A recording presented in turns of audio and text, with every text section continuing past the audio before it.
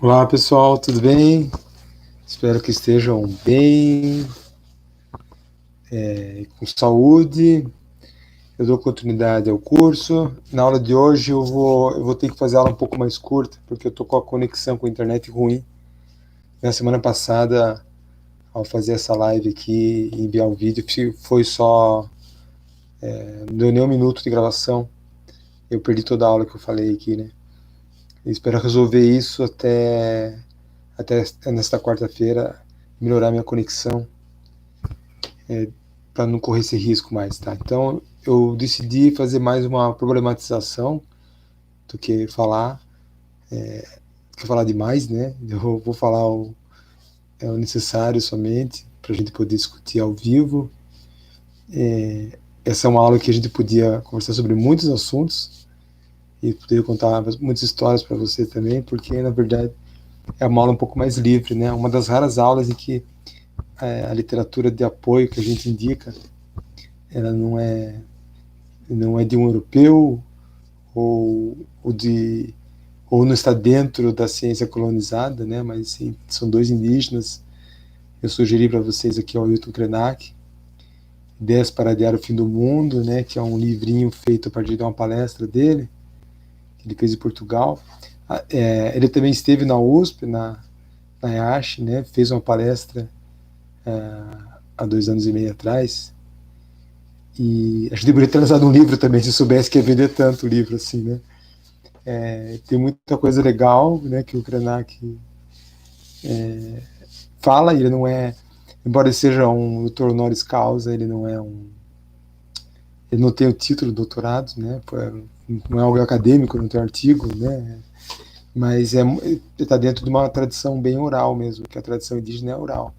Então, se você quiser ler um livro de um índio, é, é bem provável que esse índio seja escrito por um não índio, né, que não está dentro da tradição oral. É o mesmo caso do Davi Kopenawa, que ele é uma liderança política, assim, com a Ailton Krenak, das mais importantes do país, e também ele é pajé, né? Então tem muito conhecimento para passar da cultura dele e da xamanismo indígena, né? Então, sim, eu estaria aqui falando um pouco sobre a visão dos indígenas de mundo, como coloquei aqui na aula, né? A relação homem-natureza, o ser humano e natureza, né? A diferença que é com relação à sociedade industrial que a gente vive, a visão integradora, humana, natureza e universo. Eu pretendo falar mais disso para vocês diretamente, né? Então, vou fazer só uma fala curta, retomar algumas coisas, né? Colocar nesse fio, desde a primeira aula, que a gente começou falando da sociedade do risco, da modernidade, do Beck, né? Então, a gente vem de uma cosmologia, de um sistema simbólico que é completamente diferente dos povos indígenas da América. Quando a gente vai explicar como eles pensam, tem que se fazer um grande esforço de tradução cultural mesmo, né? Embora, ao eu me referir a indígenas aqui, eu tenho plena convicção e clareza que eu estou simplificando muito, né? Porque só no Brasil os povos indígenas se contam a centenas, né? Então são muito variadas as perspectivas dos indígenas, a relação à cosmologia, suas práticas, seus rituais, seus mitos de criação, né? São muito diversificados. Mas a gente não vai conseguir dar essa abordagem tão ampla. Primeiro que também não tenho esse conhecimento para falar de tantas etnias, né? E que antropólogo que tem conhecimento, os antropólogos também se especializam em algumas etnias, mas a gente pode falar de maneira muito mais geral, né? Dessa oposição que existe. Então vamos falar dessas oposições às narrativas, né? A narrativa do colonizador, que, que para começar, julga os indígenas, né, como primitivos, iletrados, bárbaros, né? E a língua nossa está bem sistematizada, bem codificada, né? E tem um padrão de língua culta com as normas, né? E ao passo que as línguas indígenas elas aqui na América, elas não eram expressadas de forma com o alfabeto, né? Muitas vezes a comunicação sim era expressada através do grafismo indígena, das pinturas, dos trançados ou da pintura corporal também, com toda a simbologia, em que se podia expressar dentro de contar uma história, uma lenda, né? Mas isso não é considerado escrita, né? Então, sim, a relação, para começar, que o não indígena, né? O não indígena, falando aqui o europeu, né? O colonizador, traz uma relação diferente com o passado e com a memória, né? Que tudo, o tempo do, do europeu é um tempo chapado, um tempo reto, linear, né? E a memória, ela vai de um passado linear para trás, né? E se estende a uma projeção no futuro lá adiante, né? Isso já é uma grande confusão, porque para o indígena o tempo não é linear, o tempo é espiralado, é cíclico. O passado ressoa no futuro, né? O tempo ele faz uma curva e ele está muito mais perto da teoria da relatividade do Einstein, né? Que fala da curva do tempo, né? Da atração das forças gravitacionais e que o tempo linear não existe, né, gente? Eu posso até colocar um link para vocês, se vocês entendem através de uns vídeos do YouTube, né? A concepção da ciência mais moderna é que não existe esse tempo, mas a gente tem essa concepção newtoniana do tempo, né? Da física newtoniana ainda, né? E os indígenas já não têm essa visão, que é uma visão muito ligada aos ciclos da natureza, vê o tempo também como se tivesse fosse resultado dos ciclos, uma série de ciclos que vão se ampliando cada vez mais, né? Então, isso já é uma primeira questão que a gente pode falar na aula, tá? Aí tem outras questões aí que a gente pode tratar. A questão da relação, que eu comecei a falar, do homem-natureza, né? A gente fala homem, né? Seria humano, né? Porque mulher também, né? Devia estar aí no humano. Essa dualidade, ela simplesmente não existe. Eu acho que eu já mencionei em outra aula, né? Então, eu não preciso explicar, porque a gente já sabe, por nós estarmos nessa cultura, a gente conhece muito bem. E eu, como sou uma pessoa da ciência, né, estive num ambiente acadêmico, né, muito materialista, de transformar a natureza, de dominar as forças da natureza, de medir, né, sempre se vendo como, não como parte da natureza, mas como externo a ela. Né, e isso, no plano econômico, resulta numa relação extrativista com relação ao solo, aos recursos naturais, aos recursos animais também, ao animal, né? Como um escravinho nosso também, né? Os animais, os rebanhos aí. Enfim, é uma relação de distanciamento da natureza. A natureza está para nos servir. As visões indígenas, de novo, estou juntando, né? Eu posso falar para vocês um pouco dos guaranis na próxima aula, né? Com aqueles que eu tenho um convívio, né? E conheço bem melhor, conheço bem na prática também. Essa relação de exterioridade do ser humano, ela não existe. O ser humano, ele pertence à teia da vida, à teia da criação. Ele nada mais é como um dos seres entre todas as espécies que habitam a Terra. Inclusive, ele está num reino, né? No reino animal. Não bem isso que os indígenas dizem, né? Mas eles falam muito dos minerais, né? Das pedras, dos seres, dos insetos, das árvores também, que são outros seres, né? Então, o ser humano faz parte dessa grande orquestra da vida e ele tem um papel muito importante com relação aos outros seres, que são seres mais simples, né? É como se nós fôssemos os irmãos mais velhos, que temos que cuidar dos outros seres, também nossa vida depende deles, e a vida deles também depende da nossa, né?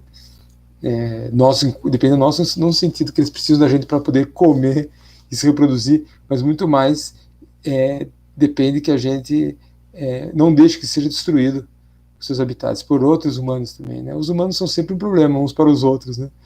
Então, nas narrativas indígenas, a gente vai ter sempre presente essa questão do o que a gente chama de xamanismo, né? Que na verdade é um termo que foi criado aí por alguns antropólogos que estudaram aí os xamãs lá da Sibéria, né? Isso pode ter outros tantos nomes, né? Tanto faz. Então, pode ser o pajés, né? mas não existe o pajeísmo. Os indígenas não têm ismos, né? Ninguém vai te converter em nada. Não existe isso, aldeia indígena, que chegar, vem cá, a sua religião está errada, você está cultuando demônio, você tem que se converter à nossa religião dos indígenas. Não existe isso. A religião dos povos indígenas está ligada à natureza e ao contato com os povos ancestrais, né? E para haver esse contato, existe algumas figuras, elementos que são chaves, né? Então você tem uma conjunção de fatores astronômicos, de fatores que são ou da natureza, os ciclos da natureza, você tem a mediação do pajé, você tem também chás, rapé, plantas enteógenas, né? No Brasil, quase metade dos povos do Brasil, na boa parte do norte, parte centro-oeste, um pouquinho do nordeste, consome ayahuasca, né? Então, por exemplo, a jurema, no nordeste, que são formas também de se conectarem com os ancestrais, com as forças da natureza, e também buscarem a cura. Então, os indígenas acreditam muito que as doenças físicas, elas derivam de males que são espirituais ou são emocionais, né?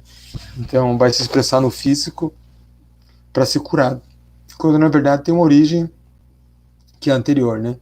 Então, eles vão ter, por isso, uma outra medicina, né? Eles vão ter uma outra relação com a natureza, como eu estava falando, não de distração, de domínio, subserviência, mas de cooperação, né? Então, o que eles chamam de espírito, na verdade, e que você deve ter ouvido falar animismo, que é como se fosse uma coisa primitiva, a crença que tudo tem alma, tem espírito.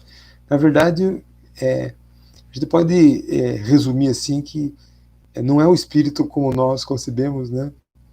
Mas é um espírito como um espírito que está em todas as coisas, está em todas as formas de vida, tudo que anima as coisas, né? Existe uma coisa por trás.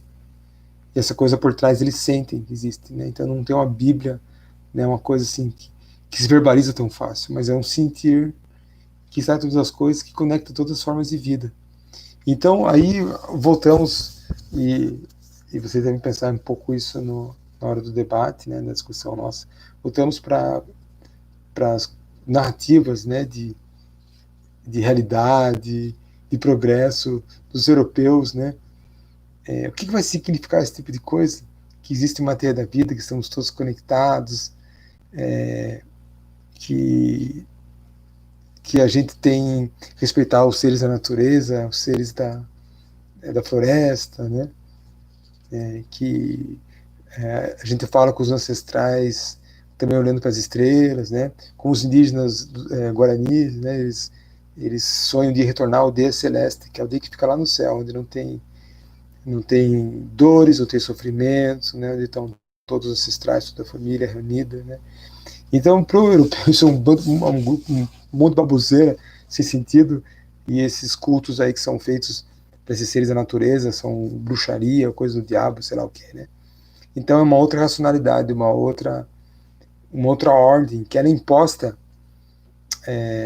não de maneira isolada, né? Mas ela vem a reboque de uma sociedade industrial, racional, consumista e materialista, né? Que está vendo no território um recurso para ser explorado, né? Não uma coisa para você viver e fazer parte, viver em harmonia, mas recurso territorial que pode plantar alguma coisa, extrair algum minério, colocar cabeças de gados, né? Então, sim, cabeças de gado. Então, são realidades absolutamente distintas, né? Isso vocês já perceberam, né? Mas eu gostaria de contar para vocês depois um pouco mais dessa forma de vida, né? A gente tem uma experiência de na aldeia, com nossos alunos, com os professores também, de vivenciar isso mesmo, né? E eu espero que um dia eu vá com vocês também, de vivenciar essa possibilidade de ter uma conexão com um outro sistema de crença, outro sistema de crença, né? De você realmente crer em algo a mais do que a nossa sociedade de consumo, do que a economia, do que como está o dólar está subindo, que a China está comprando arroz demais e todas essas coisas, né? Acreditar que existe realmente uma força viva que conecta com todas as coisas, com o nosso corpo físico, né? Com aquilo que a gente come como alimento, né? Que pode nos curar, né? Porque nos andar descalço, né? A natureza nos torna mais saudáveis, mais felizes, né? E que também, quando a gente vai na aldeia, a gente lembra que a gente também tem ancestral, que nossos ancestrais também sentavam em volta da fogueira, olhavam para o céu.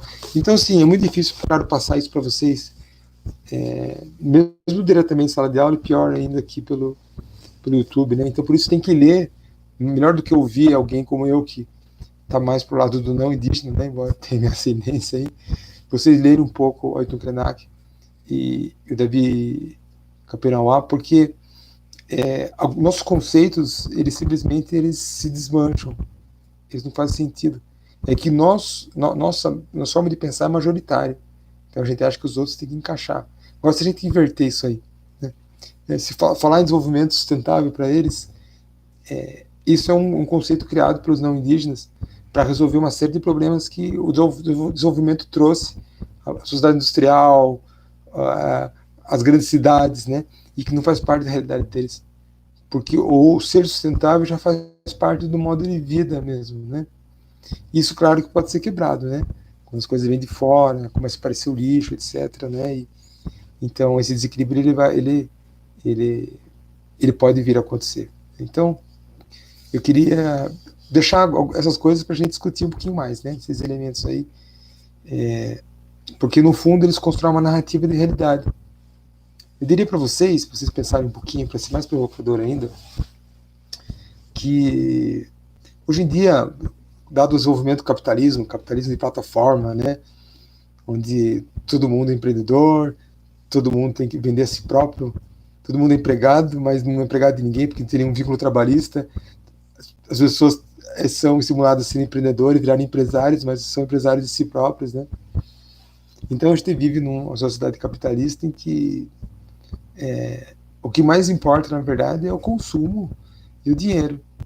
Então, assim, a gente está aqui conversando, né, usando a plataforma do Google, e tudo que a gente faz é armazenado, os cookies, né, o Gmail, nossas mensagens são lidas, entra no Facebook, tudo que a gente escreve, mesmo aquilo que a gente apaga, fica registrado para sempre, né? Você vai entrar no Instagram, aí você vê que as coisas que você estava conversando aparecem anúncio, porque o smartphone está gravando, está captando sua voz e transformando em texto e analisando isso aí, né? E que, no fundo, o ponto que eu queria chegar é o seguinte: a gente chegou no ponto que o capitalismo hoje, ele, não sou eu que falo, né, são vários autores, ele busca dominar os corpos mesmo, né? Ou seja, você é um corpo que trabalha e gera dinheiro para alguém, né? Você trabalha, você gera recursos, mas você vai enriquecer alguém, vai sobrar algo para você e você vai gastar, né? Então o capitalismo hoje está preocupado em saber o que se pretende gastar esse dinheiro, aonde, para dar vantagens competitivas, né?